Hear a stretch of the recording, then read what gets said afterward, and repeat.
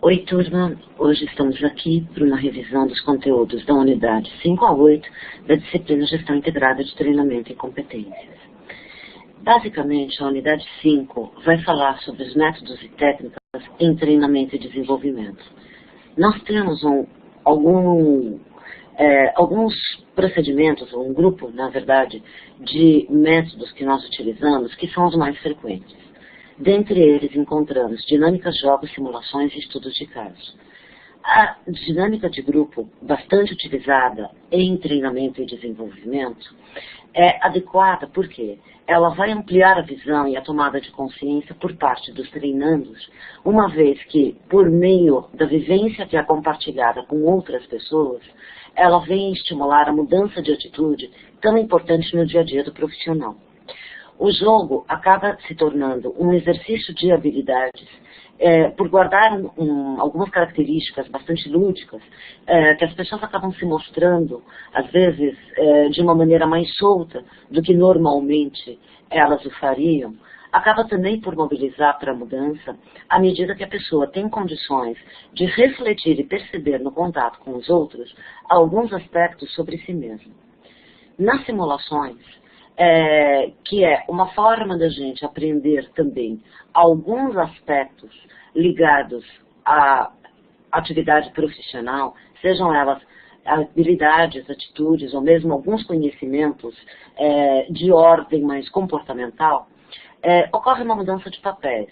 Ao se colocar no lugar do outro, a pessoa consegue perceber e ampliar diversos pontos de vista, tomada de decisão, enfim. Os estudos de caso, a partir do momento que a gente tem uma discussão que há a proposta, né, de problemas, de situações reais, enfim, do cotidiano, numa perspectiva mais técnica, a partir dessa discussão, isso pode gerar novas ideias, trazendo assim a criatividade, uma boa visão de mercado, uma boa concepção do como que as pessoas poderiam fazer diferente.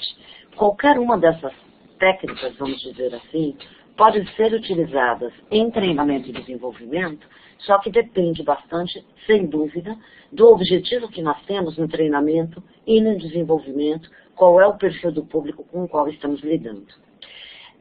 As dinâmicas de grupo, especificamente, para serem bem conduzidas, elas têm algumas etapas que a gente sugere que devam ser respeitadas. A primeira etapa é a etapa que a gente chama de contrato. O que significa isso? É basicamente o primeiro encontro do grupo com o instrutor do treinamento. Normalmente as pessoas vêm um pouco mais ansiosas, elas vêm um pouco mais temerosas, enfim, mais constrangidas. Então, essa fase do contrato, aquela fase inicial, onde as pessoas passam a se conhecer, sugere-se que sejam passadas informações mais objetivas com relação aos procedimentos que serão adotados no treinamento, horário do treinamento, horário das pausas para o café, enfim, onde as pessoas possam ter mais informações sobre o que estará ocorrendo, o que tende a diminuir um pouquinho essa ansiedade, esse constrangimento inicial. Numa fase seguinte, nós utilizamos algumas atividades, né, vamos dizer assim, que é para aquecer o grupo ou quebrar o gelo. Né? É aquilo que a gente chama de aquecimento inespecífico. Ou seja, a gente tenta, na verdade, com todas essas atividades, com todas as propostas de jogos, enfim, que nós levamos, jogos, vivências, enfim, minimizar exatamente essa ansiedade inicial, quebrando o gelo.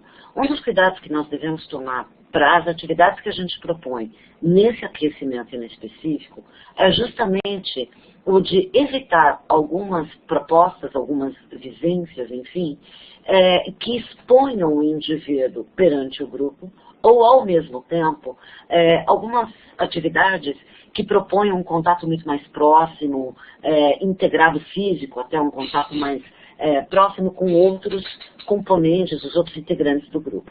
Isso porque pode gerar ainda bastante ansiedade, a fase que o pessoal está entrando efetivamente na dinâmica.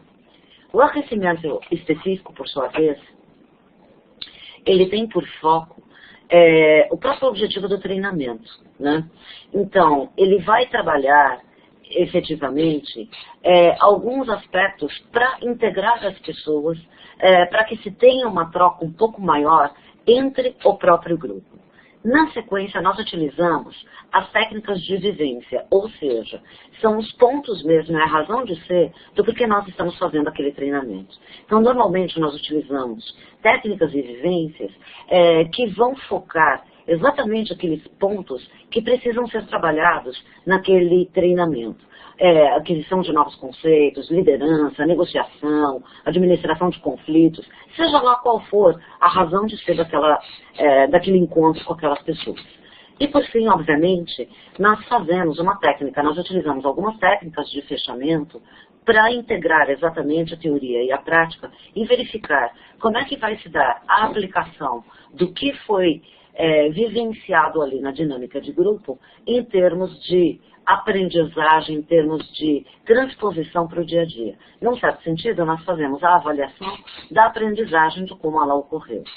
Cabe lembrar aqui que quanto mais enrijecido o grupo, quanto mais ansioso, quanto mais imaturo, talvez a gente deva colocar, em algum momento, mais aquecimentos, ou inespecíficos ou específicos, fazendo com que o grupo possa se integrar, possa baixar um pouquinho essa ansiedade, essa energia, essa resistência, para depois, efetivamente, entrar naqueles pontos que são mais específicos e focados na necessidade daquele treinamento.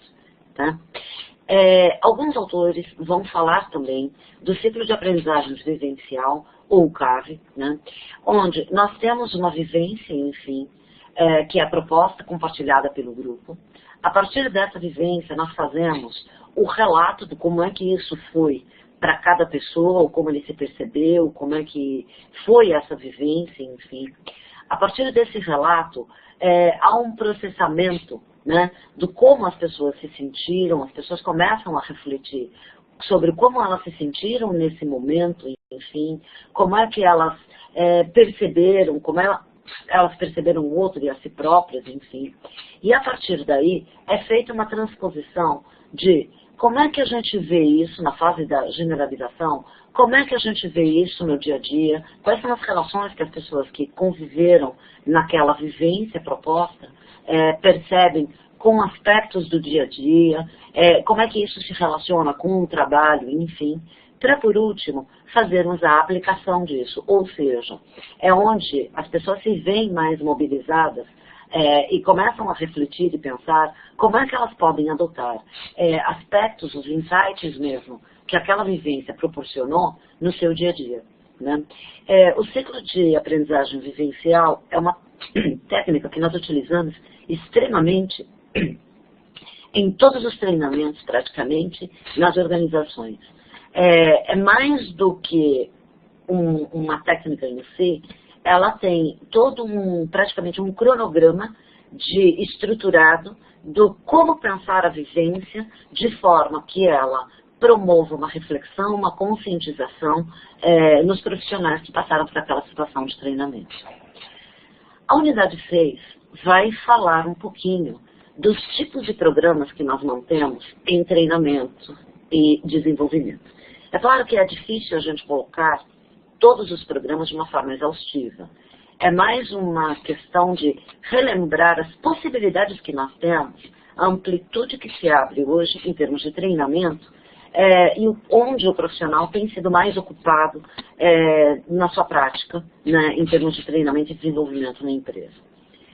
O primeiro treinamento, que é bastante usual, refere-se à integração de pessoas à organização, ou seja, é aquela fase onde a empresa se preocupa com os profissionais que estão entrando na organização, ou mesmo profissionais que estejam ocupando novos cargos, que estejam sendo efetivados, no caso de temporários ou trainees, enfim, eles passam por esse programa de integração que visa, em linhas gerais, passar uma orientação do que a organização espera para com aquele colaborador. São aspectos da cultura, são as normas, os direitos, os deveres que o profissional tem, via de regra, na organização. Normalmente, para que um programa de integração seja bem sucedido, nós devemos tomar alguns cuidados. Então, a começar pelos palestrantes que são convidados para fazerem essa integração. Geralmente tem que ser pessoas mais tarimbadas da empresa, que devem conhecer essa empresa e, ao mesmo tempo, serem bastante dinâmicas para prender a atenção do grupo, manter o foco na proposta do encontro, enfim, de alguma forma que mobilizem as pessoas para que elas prestem atenção e ao mesmo tempo fixem as informações que são passadas. Da mesma maneira, nas apresentações é interessante que se tenha algum material de apoio, a exemplo de slides, enfim, onde serve tanto para o palestrante poder lembrar, ter uma cola, né, do que ele vai falar, enfim, e ao mesmo tempo é um estímulo visual no qual os colaboradores podem ter as ideias de uma maneira mais sistematizada, organizada, enfim. Obviamente, a gente precisa observar recursos de infraestrutura, então o que a gente vai utilizar nesse encontro? Data show, computador, DVD, microfone, enfim, se nós vamos fazer um café, então é importante saber em que momento que a gente vai fazer isso. O café, aquela paradinha que a gente faz para o café é fundamental nos encontros de integração, porque é isso que vai promover exatamente essa troca, é o momento de troca entre as pessoas, e é aí, basicamente, que elas começam a estabelecer alguns vínculos que poderão ser bastante importantes na vida futura dentro da organização. Agora, um bom programa de integração, sem dúvida, ele deve ter também um manual, que hoje a gente entrega ou de uma maneira física, tipo um caderninho, né, ou até por meio de CD, ou a disponibilização disso por meio da intranet da empresa. Nesse manual de integração, na verdade, o colaborador vai encontrar tudo o que foi debatido naquele encontro da integração, a que ele sempre pode recorrer quando está com dúvidas, enfim, para exatamente poder se ambientar melhor, que é o objetivo desse programa de integração na organização. Outro tipo de programa que nós temos são os treinamentos técnicos, né? Então, obviamente, que os treinamentos técnicos têm aí uma gama imensa de possibilidades. A depender do que a gente vai discutir nesse treinamento técnico, nós temos alguns métodos que são mais indicados.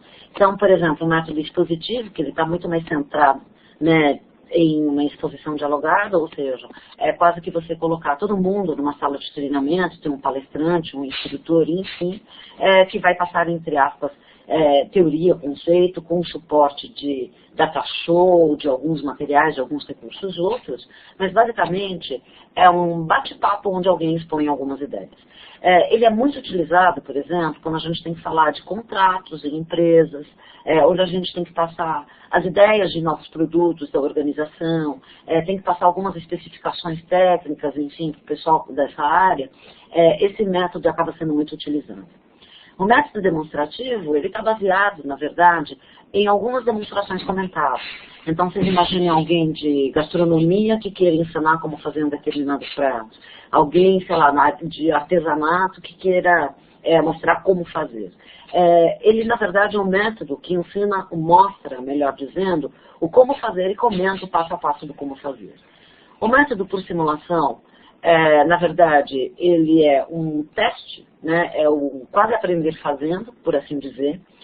As pessoas têm um momento de ensaio para poder fazer adequadamente no seu dia a dia de trabalho.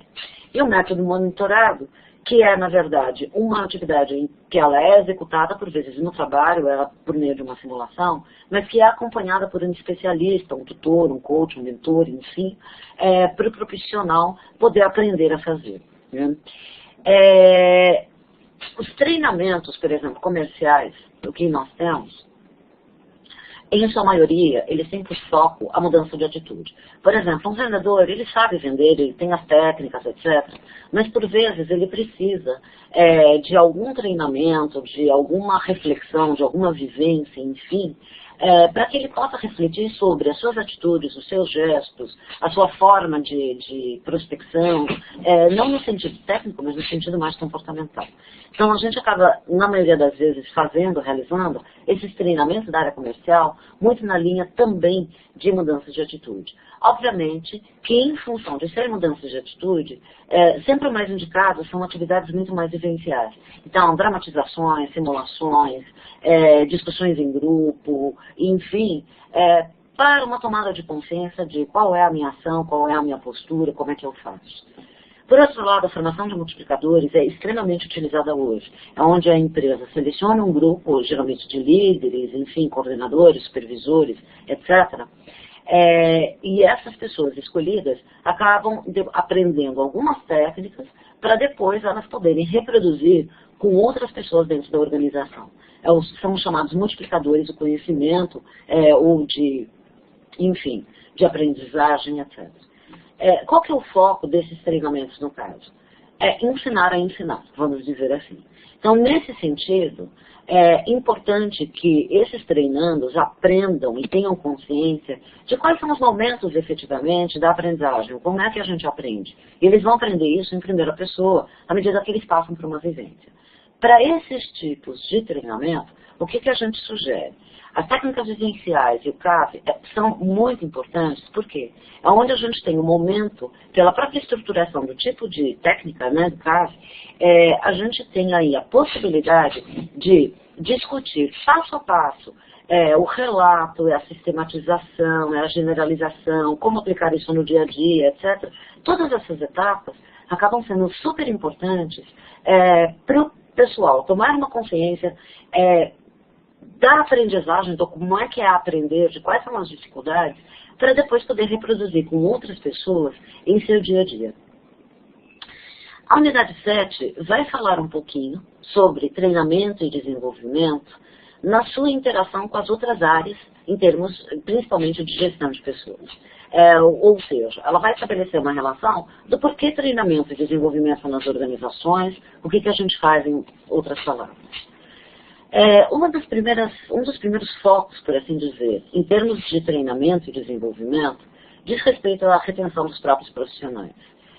Seja através da ascensão em carreira, em estruturas de clima organizacional, quando a gente visa ali a satisfação, sugestão de colaboradores, etc.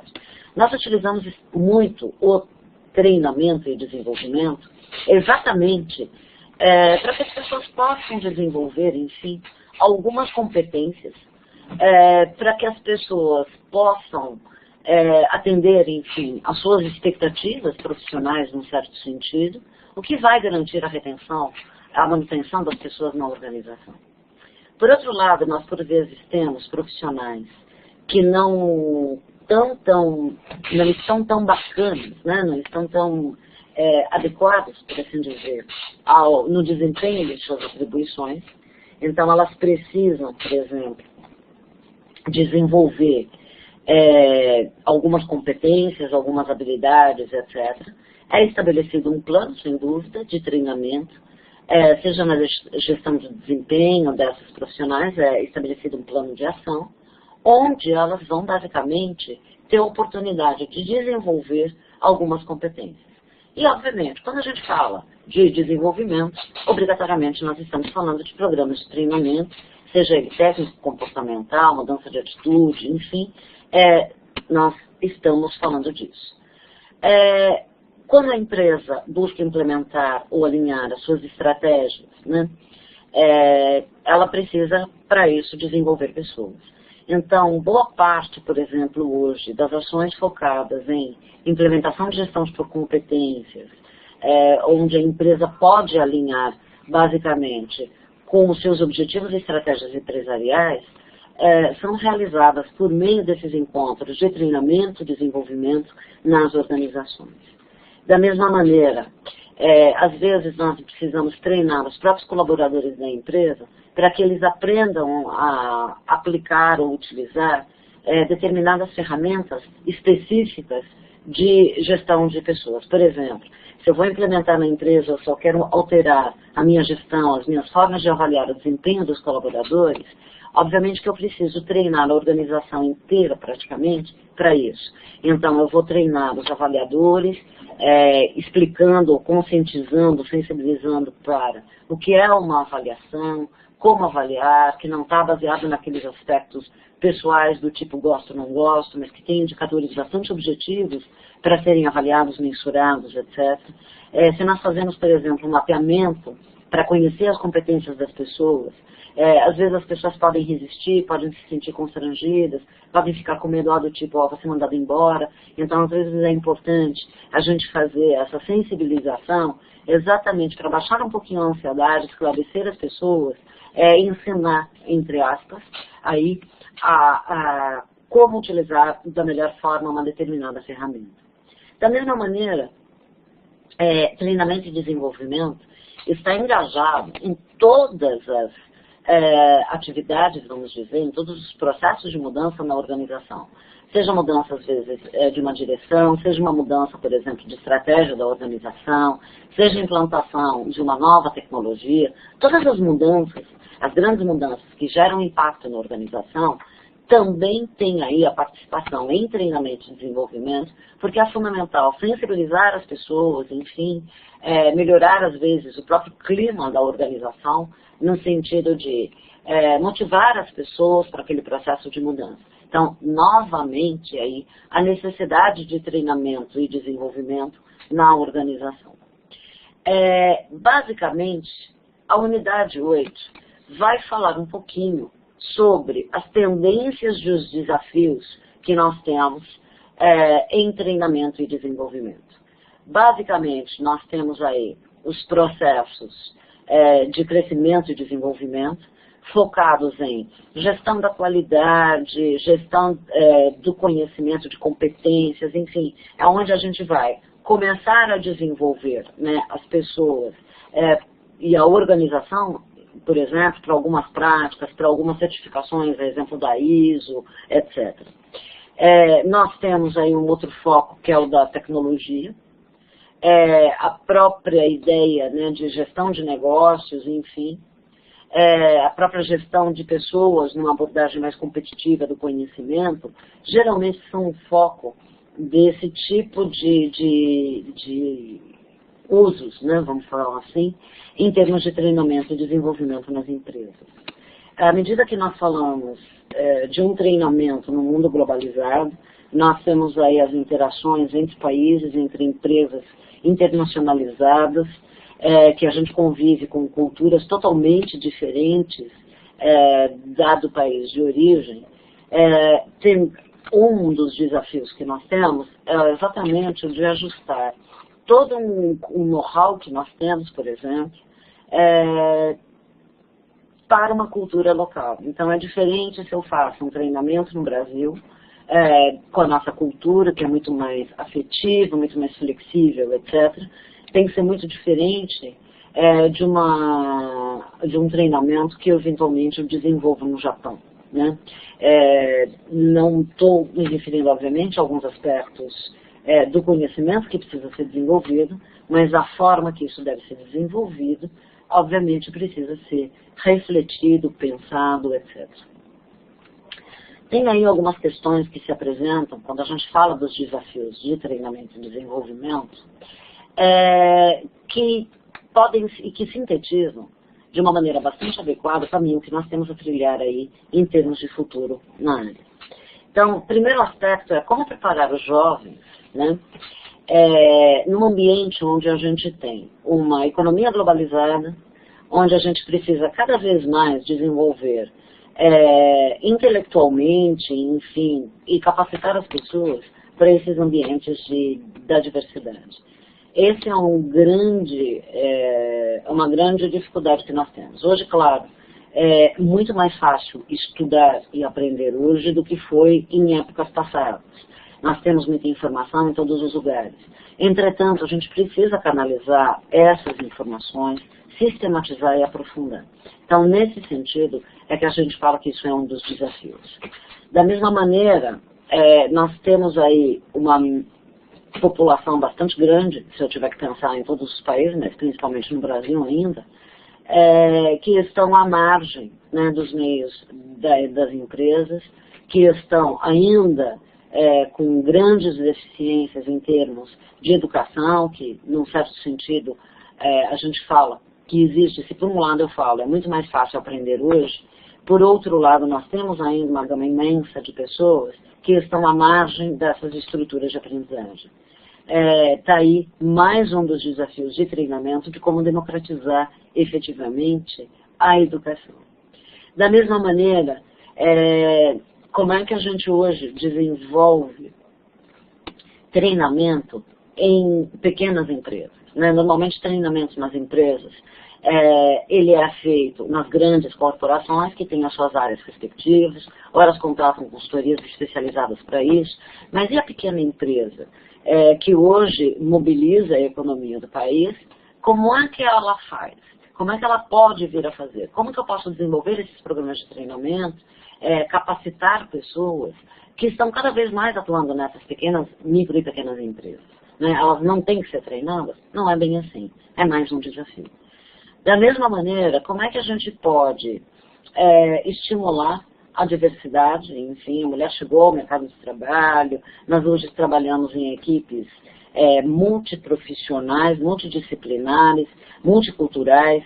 Então, como é que nós fazemos para integrar todo mundo e ensinar todo mundo, às vezes desenvolver todo mundo no mesmo padrão, né? É necessário para a manutenção da identidade da organização. Está aí mais um desafio que nós temos pela frente. Em termos de tendência na área, nós temos aí alguns aspectos que já têm se mostrado, talvez não com tanta intensidade, mas com certeza, como toda tendência, é um caminho que nós muito provavelmente iremos trilhar.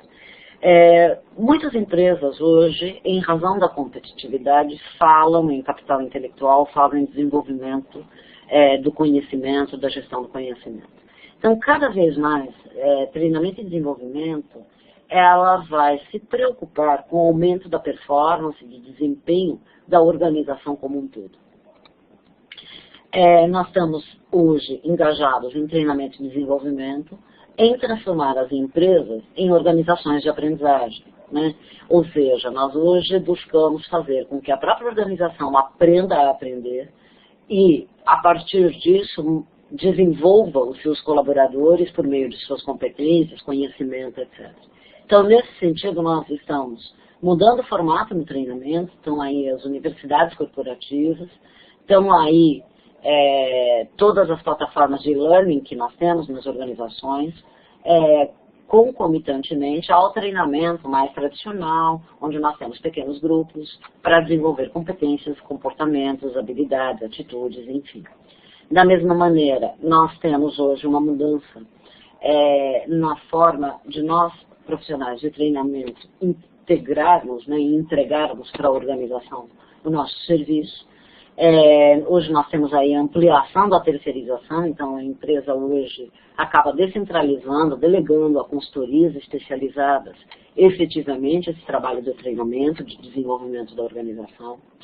Ao mesmo tempo, treinamento e desenvolvimento acaba assumindo cada vez mais um papel muito mais estratégico, um papel muito mais motivacional, no sentido de auxiliar a organização no alcance, na busca desses resultados, de sua vantagem competitiva.